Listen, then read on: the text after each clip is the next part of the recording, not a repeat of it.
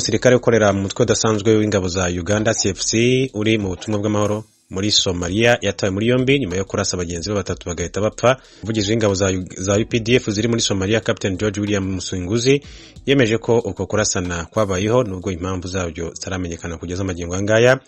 Yemeje ko uwabarashe ari umusirikare witwa Corporal Simon Agaba wahise atabwa muri yombi n'abagenzi be. Iperereza rikaba rikomeje ngo hamenyekane impamvu zibyihishe inyuma nk'uko amakuru atugera akomeza kugenda abivugwa.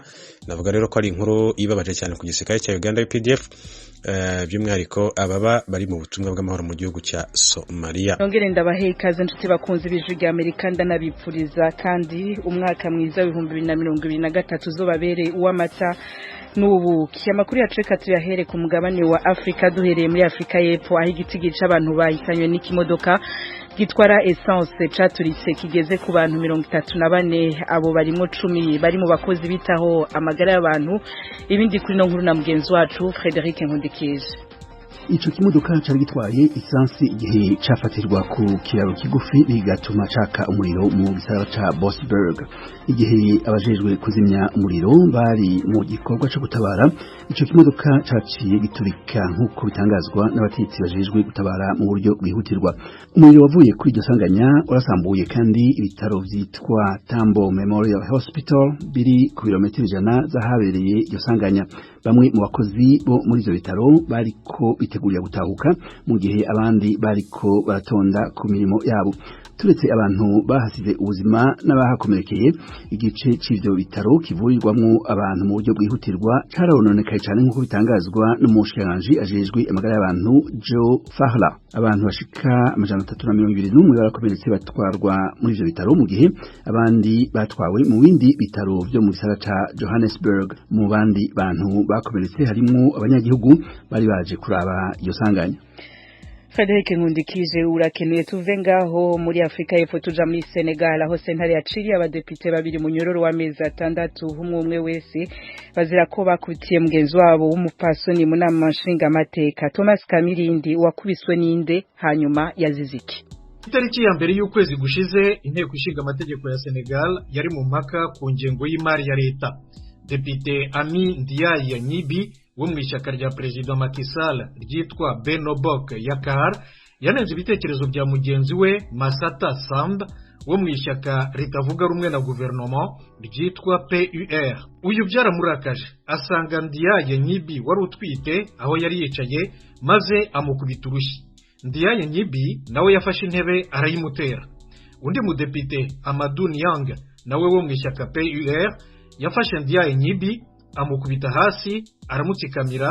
Inteko ishinga amategeko ihinduka kaduruvayo kandi byose byahitaga kuri televiziyo maze bikubita inkuba mu baturage. Uyu munsi rero urukiko rwakatiye igifungo cy'amezi 6 ba depite Massata Samba na Amadou Niang buri wese n'impozamarira y'amafaranga miliyoni 5 y'amasefa ni nk'amadolari 11,960 buri wese bagomba guha depite kazi Ami Ndiaye Nyibi.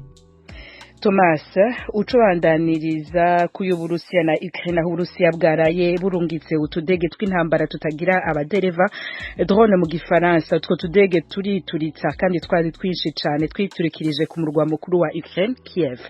Byari ijoro rya gatatu ryikurikiranyije Uburusiya burasa urubura rw'ibisasu bya missile na za drone muri Ukraine.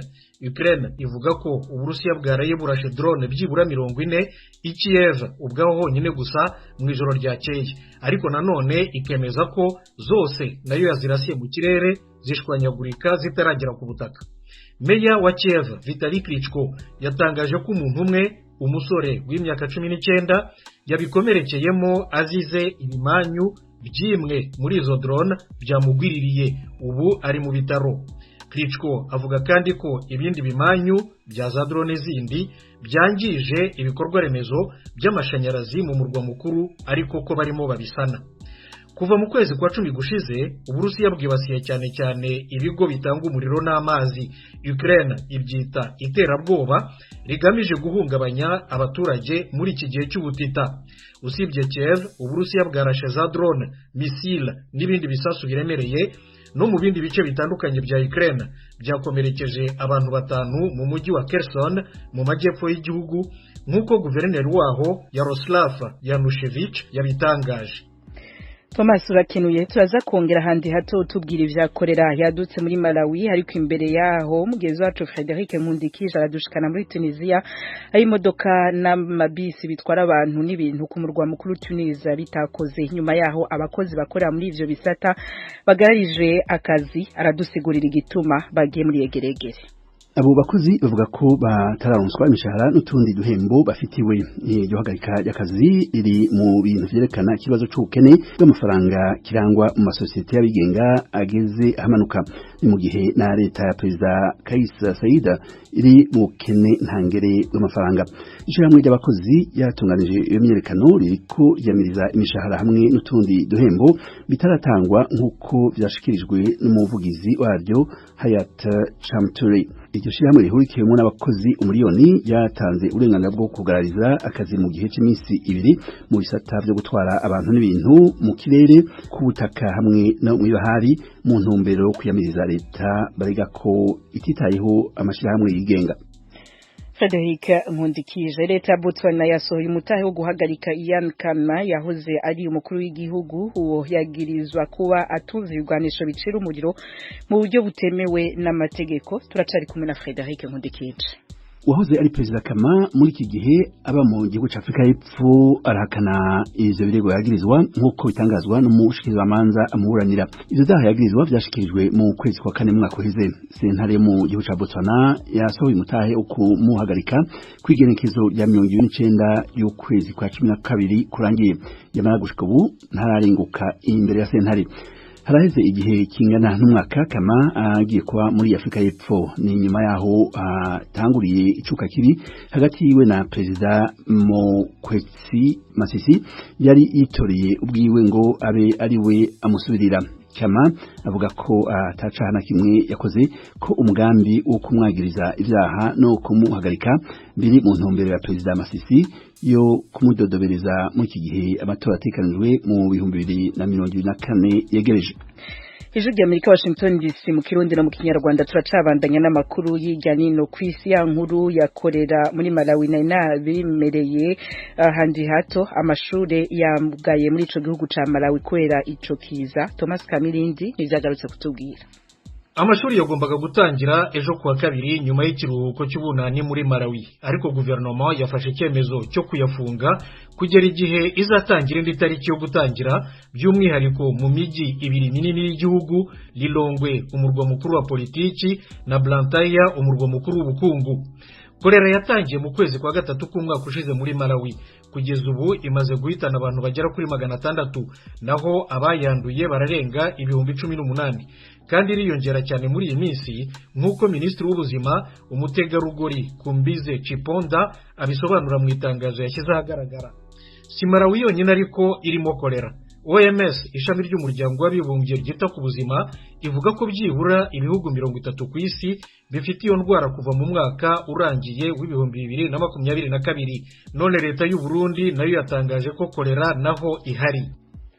Thomas Kamirindi urakoze. Ivyo leta y'u Burundi yatangaje n'abanyagihugu bari mu burere bwugarijwe na kolera turaza kubashikiriza mu gice ca 2 cano makuru. Ariko imbere yuko tukibashikiriza tubanze dushimira abahejeje kutubwira amakuru agezweho hirya no kw'isi. Mwabumvise yari Thomas Kamirindi na Frederic Nkundikije. Ayo batubwira n'ayandi bashobora kongera kuyasanga kuri wezi 3 akaburungu radio yacu VOA@akaburungu.com, adresse yacu ya YouTube, Instagram, Facebook na Twitter ni VOA radio yacu. Mukanya tuja mu karere k'ibiyaga bigari.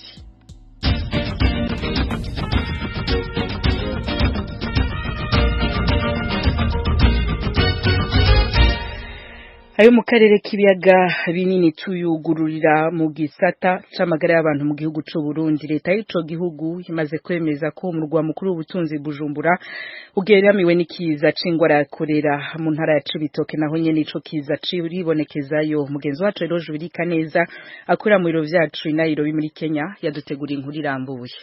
Mwitangazo yasohoye kuri w'Imana mu ijoro ni umushikiranganji w'amagara y'abantu mu Burundi muganga Sivinze Imana yemeza ko ubu ingwara ya kolera ifatwa nkikiza mu karere k'ubuvuzi ko mu buraruko bw'umugwa mukuru w'ubutunzi Bujumbura no hagati muri ico gisagara. Ku murango uwo mupfasoni yari kumwe n'abandi bakozi b'umushikiranganji bwiwe, abajejwe intwaro, abakorera bucake batwahuje Burundi hamwe n'userukira igisata ca ONU cita amagara y'abantu OMS bari biriwe muri zone Kinama muri komine Ntahangwa mu buraruko bw'ico gisagara kwirabira ko ibintu vyifashe. Kwigenekerezo rya 30 Kigarama umwaka wa 2022 ivuriro ryo mu Kinama ryitwa Michel mu karere k'ubuvuzi k'uburaruko bw'igisagara ca Bujumbura ryarakiriye abantu 9 bafite ibimenyetso vy'ikiza ca kolera. Bukeye igenekerezo rya 31 hariyongeye ko abagwayi babiri. Twomenyesha kandi ko hari uwundi murwayi yabonetse kwibarabara rya 200 inomero 28 muri zone ya Buyenzi akaba yanduye avuye gusuhuza umwe mu bagwayi bo mu Kinama. Ibipimo vyakozwe vyagaragaje ko abo bantu bagwaye koko ikiza ca kolera.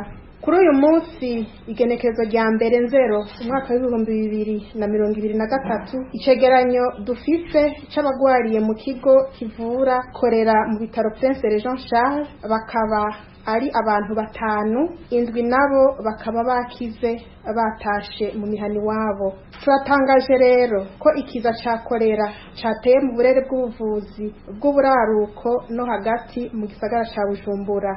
Kuko umushikiranganji Nzeyimana imvura y'umurengera imaze imisi igwe Bujumbura igatuma ubwiherero mu mazu menshi bwuzura bugasebura niyo yatumye ico kiza. Twagira tumenyeshe ko iki kiza cateye bivuye ahanini ku mvura nyinshi yaguye mu gisagara ca Bujumbura n'imicungararo yaco mu ndwi yo kuva igenekerezo rya 2026 gushika igenekerezo rya 31 Kigarama umwaka wa 2022 yatumye haba imyuzurira mu mazu maze utuzu twasugumwe tukuzura. Bamwe mu banyagihugu b'Ibujumbura baganiriye n'ijwi rya Amerika ariko batashimye ko mwidondoro n'amajwi yabo bija habona. Batubwiye yuko hari abantu babiri bashobora kuba bahitanywe n'iyo ngwara. Abo mu Kinama batumenyesheje yuko abamaze kwandura muri rusangi ari 17. Turetse Bujumbura no muri komine Rugombo mu ntara y'Ibitoke haravugwa kolera. Abangamiwe kurusha handi muri iyo ntara y'uburaruko bushira uburengero bw'u Burundi ni mu gace ka Mparambo ya mbere. Abanyagihugu baho baganiriye n'ijwi rya Amerika batubwiye ko hanini ubukene bw'amazi ari yo ntandaro y'iyo ngwara. Bavoma amazi y'uruzi Nyakagunda bakayakoresha mu kwikenura mu mirimo yo